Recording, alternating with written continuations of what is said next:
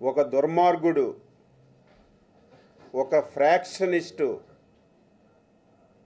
అధికారంలో ఉండి పాలన చేసేటప్పుడు ఏ రకంగా జరుగుతుందో దానికి ఉదాహరణ ఆంధ్రప్రదేశ్ రాష్ట్రంలో జగన్మోహన్ రెడ్డి పాలన అని చెప్పి సందర్భంగా తెలియచేస్తున్నాను.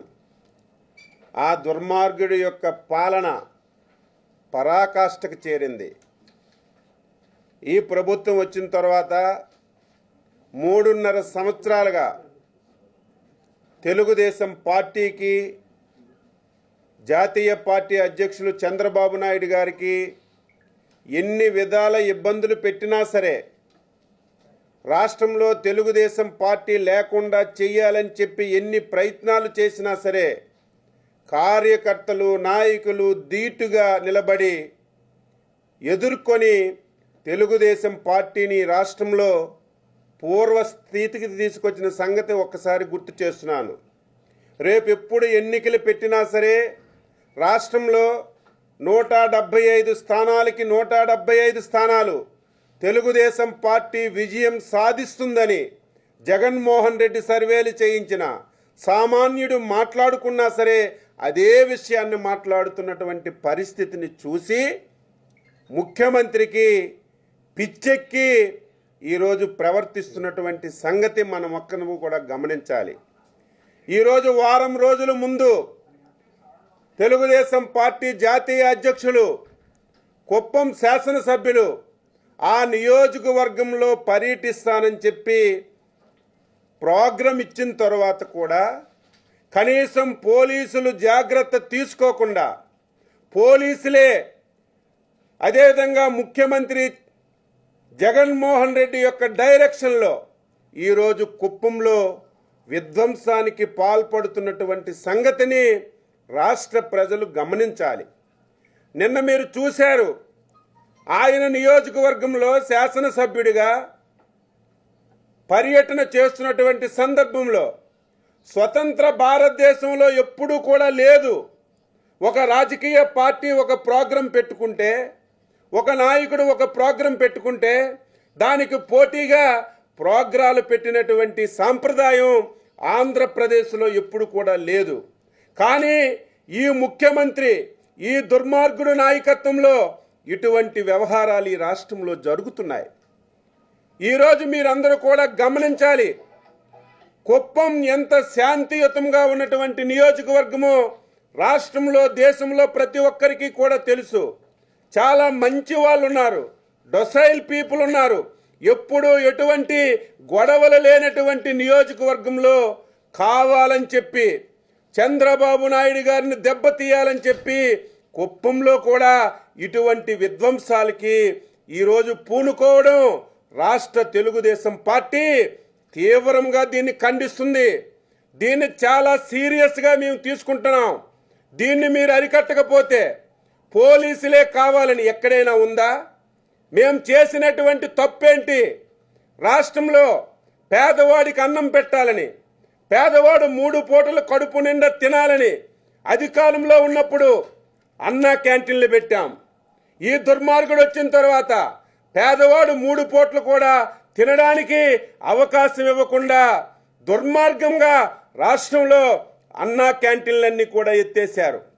ఈరోజు తెలుగుదేశం పార్టీ అధికారంలో ఉన్న, ప్రతిపక్షంలో ఉన్న ప్రజలకి మేలు చేయడానికి ప్రయత్నం చేస్తున్నటువంటి భాగంలో ఈ రాష్ట్రంలో 16 నియోజకవర్గంలో మా నాయకులు ముందుకొచ్చి అన్నా క్యాంటీన్లు పెట్టి బ్రహ్మాండంగా పేదవాడికి భోజనం పెడుతుంటే, అందులో భాగంగా కుప్పంలో ఈరోజు అన్నా క్యాంటీన్ పెట్టి ప్రారంభం చేయాలని కార్యక్రమం చేస్తే అక్కడ అన్నా క్యాంటీన్ని ధ్వంసం చేశారంటే వీరు మనుషులేనని చెప్పి నేను అడుగుతున్నాను. వీరి మనుషులని అనడానికేనే నాకు నోరు రావడం లేదు. ఇంతకంటే హేయమైన చర్య, దుర్మార్గమైనటువంటి చర్య ఇంకొకటి ఉందా అని చెప్పి నేను అడుగుతున్నాను. ఈరోజు 5 సంవత్సరాల్లో తెలుగుదేశం పార్టీ అధికారంలో ఉంది. ఈ రకంగా మేము ప్రయత్నం చేస్తే, ఈ రకంగా మేము వ్యవహరిస్తే వైసీపీ నాయకులు కానీ, ఆ రోజు ప్రతిపక్ష నాయకుడిగా జగన్మోహన్ రెడ్డి కానీ రోడ్డు మీదకి వచ్చినటువంటి పరిస్థితి ఉండేదే అని చెప్పి నేను అడుగుతున్నాను. ఆ రోజు పాదయాత్ర చేస్తే పోలీసులు బందోబస్తు ఇచ్చాం, రోప్ పార్టీలు ఇచ్చాం, ఎక్కడ ఇన్సిడెంట్ జరగకుండా ఏగవాలకుండా ఆ రోజు నీ పాదయాత్రకి ప్రభుత్వం సహకరిస్తే నువ్వు చేసినటువంటి పని ఇదా అని చెప్పి నీకు అడుగుతున్నాను. నీకు పిచ్చెక్కింది, నీ పార్టీ వాళ్ళే నీ మీద ఎదురు తిరుగుతున్నారు. నీ పార్టీలో ప్రతి నియోజకవర్గంలో విపరీతంగా గ్రూపులు ఉన్నాయి. ఎక్కడికి వెళ్ళినా ప్రజలు నీకు చీగొడుతున్నారు.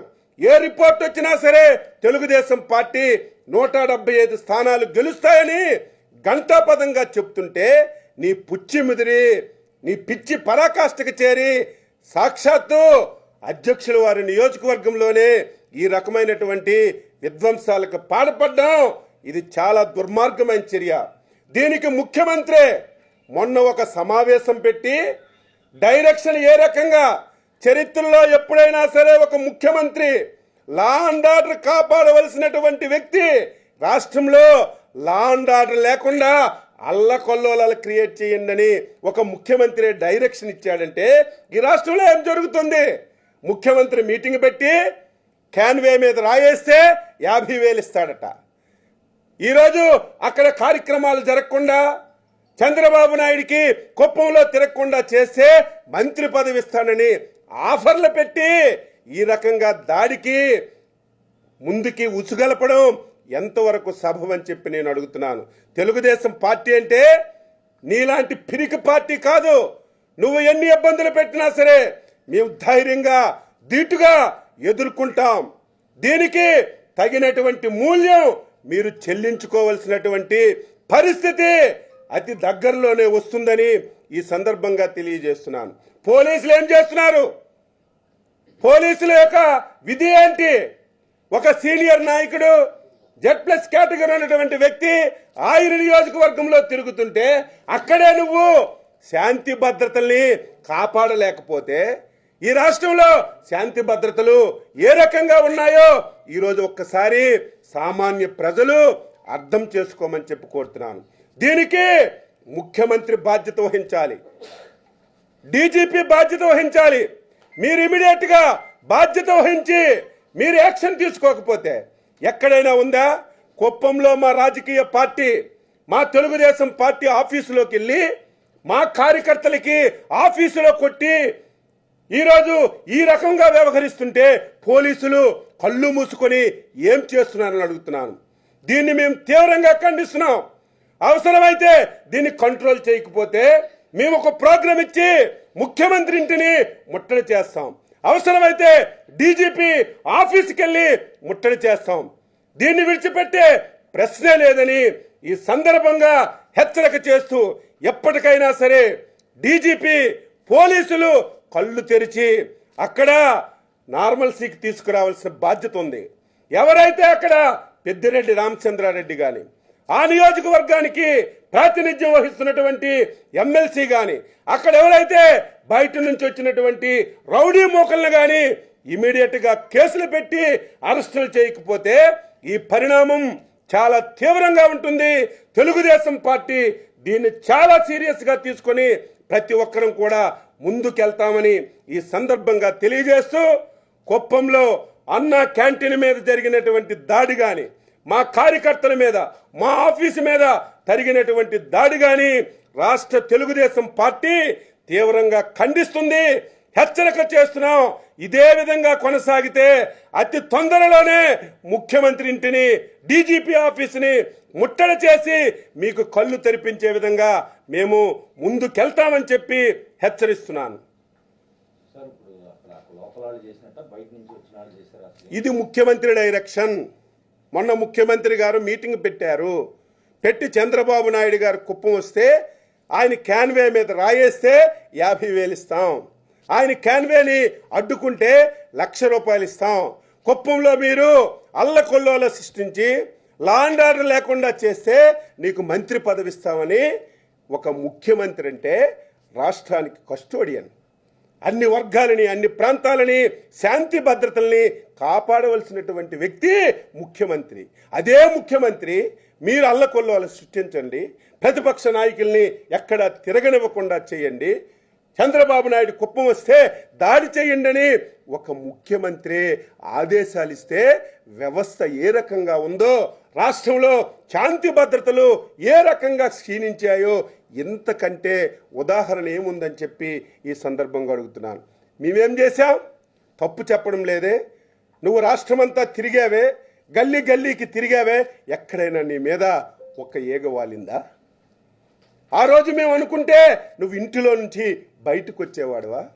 మీ నాయకులు ఎవరైనా సరే బయట తిరిగే అవకాశం ఉండేదా? ప్రజాస్వామ్యంలో ఒక రాజకీయ పార్టీనైనా ఒక వ్యక్తినైనా సరే అధికారంలో ఉన్నటువంటి వ్యక్తి ముఖ్యమంత్రి అన్ని విధాలుగా ఆదుకోవాల్సినటువంటి బాధ్యత ఉంది కావాలని. దీనికి కారణం ఏమిటంటే పిచ్చెక్కిపోయాడు, విపరీతమైనటువంటి యాంటీ వచ్చింది. వారి నాయకులే ఈరోజు చీకొడుతున్నారు, వారి నాయకులే విమర్శిస్తున్నారు. ఎక్కడ ఏ సర్వే జరిగినా రేపు ఎప్పుడు ఎన్నిక జరిగినా తెలుగుదేశం పార్టీ గెలిచేస్తుంది, ఇంకా మనం ఏమీ చేయలేమని ఈరోజు విధ్వంసాలకు పాల్పడి తెలుగుదేశం పార్టీని భయోందోళన చేయాలని చంద్రబాబు నాయుడు గారి నియోజకవర్గంలో భయోందోళన క్రియేట్ చేస్తే రాష్ట్రంలో మిగతా వాళ్ళందరూ భయపడిపోతారని పిచ్చి కళ్ళకు అంటున్నావు. తెలుగుదేశం పార్టీ పేదవాడి రక్తంలో పుట్టిన పార్టీ, పౌరుషంలో పుట్టిన పార్టీ. దీనిని భయపడే ప్రశ్నే లేదు. దీనికి తగినటువంటి మూల్యం మీరు దగ్గరలోనే చెల్లించుకుంటారని నేను హెచ్చరిస్తున్నాను.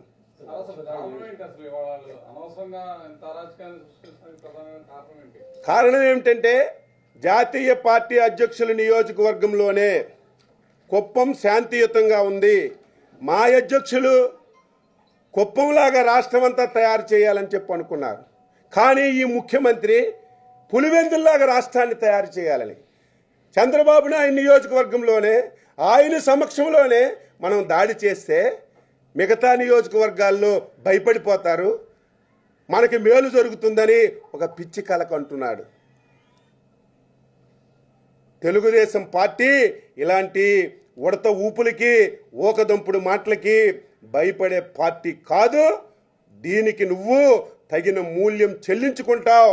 పోలీస్ అధికారులారా మీరు కూడా గ్రహించండి. కొంతమంది కావాలని, ఎంత దారుణం, ఎవడైతే దాడి చేస్తున్నాడో, ఎవడైతే ఈరోజు విధ్వంసం చేస్తున్నాడో దానికి పోలీసులు ప్రోత్సహిస్తున్నారంటే వ్యవస్థ ఎక్కడికి వెళ్తుంది? వ్యవస్థను కాపాడండి. అధికారాలు ఉంటాయి, ప్రభుత్వాలు ఉంటాయి, పోతాయి. కానీ మీరు వ్యవస్థనే ఈ రకంగా నాశనం చేస్తుంటే ఇది ప్రజాస్వామ్యానికి మాయినటువంటి మచ్చ అవుతుందని చెప్పి ఈ సందర్భంగా నేను హెచ్చరిస్తున్నాను. వరుసగా 7 సార్లు చంద్రబాబు గారు అక్కడి నుంచి గెలిచారు. ఆయన నియోజకవర్గంలోనే ఆయన తిరగనీయకుండా చేయడం ఇది చాలా దారుణం, చాలా దారుణం. ఇప్పటికైనా సరే కళ్ళు తెరవాలి, పోలీస్ అధికారులు కళ్ళు తెరవాలి. మీ యొక్క వ్యవస్థ నాశనం అయిపోయింది. పోలీస్ వ్యవస్థ అంటే ప్రతి ఒక్కరు అసహించుకుంటున్నారు. ఈరోజు ప్రతిపక్ష నాయకుడు, మొన్నటి వరకు ముఖ్యమంత్రి చేసినటువంటి వ్యక్తి, జెడ్పెట్స్ కేటగిరీ ఉన్నటువంటి వ్యక్తి కాన్స్టిట్యున్సీలోనే మీరు శాంతి భద్రతలు ఈ రకంగా చేస్తే రాష్ట్రంలో ఏ రకంగా ఉన్నాయో అర్థమవుతుంది. దీన్ని మేము విడిచిపెట్టాం. ఇప్పుడే నేను చెప్పాను, మీరు కంట్రోల్ చేయకపోతే మేము కూడా దానికి ప్రతిఘటనగా అవసరమైతే ముఖ్యమంత్రులు, డీజీపీ ఆఫీస్ కూడా మేము ముట్టడిస్తామని కూడా హెచ్చరిస్తున్నాను.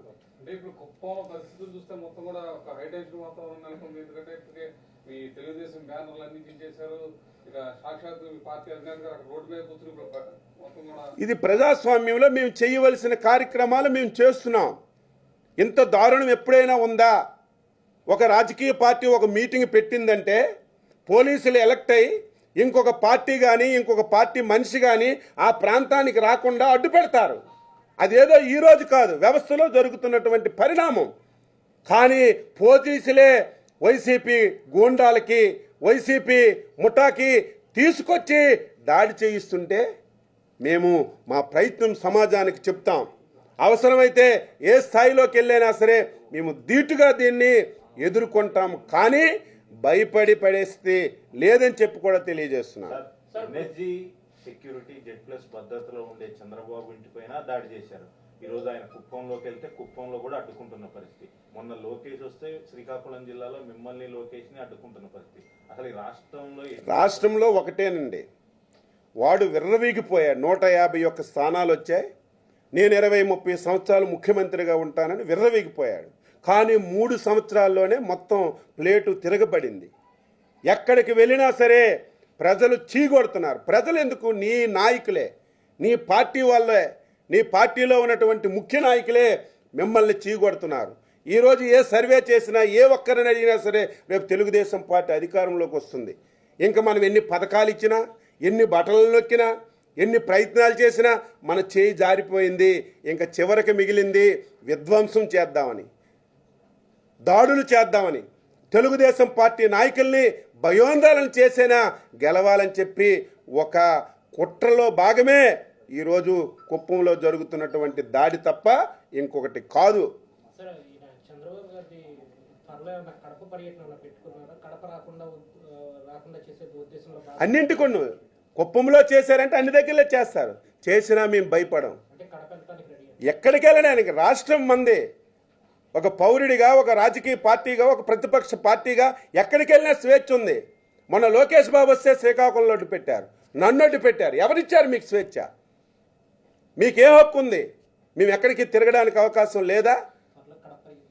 త్వరలో కడప కూడా మీటింగ్ పెడతాం. ఎక్కడ అడ్డుకుంటామో చూస్తాం. మేము ఆల్రెడీ డిసైడ్ చేసాం, త్వరలో కడప కూడా వస్తాం, కడపలో మీటింగ్ పెడతాం. అది మా స్వేచ్ఛ, మాకు రాజ్యాంగం ఇచ్చినటువంటి హక్కు.